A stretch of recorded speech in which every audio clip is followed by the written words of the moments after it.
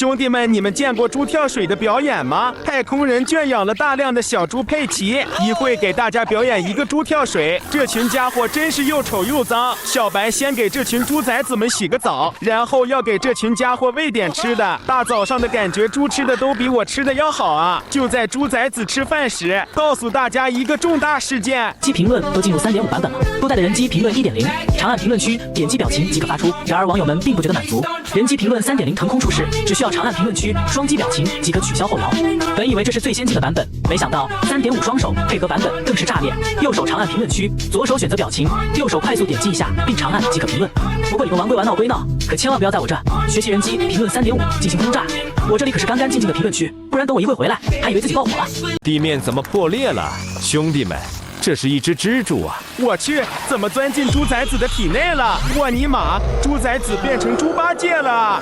这个农场看起来很不错，要不咱们就在这里野餐吧？我将野餐的食物放到前边，兄弟们干杯！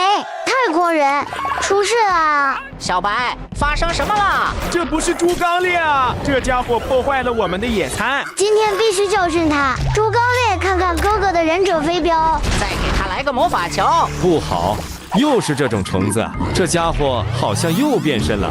管他呢，直接火力压制！这家伙竟然释放了屏障，还想偷袭我嘛？小子身手不错嘛！咱们得想办法解决掉他。这家伙又起来啦！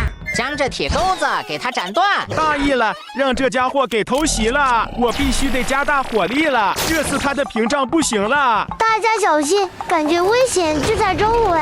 这猪刚烈总是喜欢偷袭啊！可恶，将我的魔法棒给烧断了，是时候释放我的终极大招啦！小黄这个大招太帅了，不好，大家小心啦！还是将剩下的猪崽子放出去吧，要不过年咱们没肉吃了。2个人吃3头猪是不是有点太过奢侈了？准备大战猪刚烈！啊哈，过年你们吃不上肉了啊？人呢？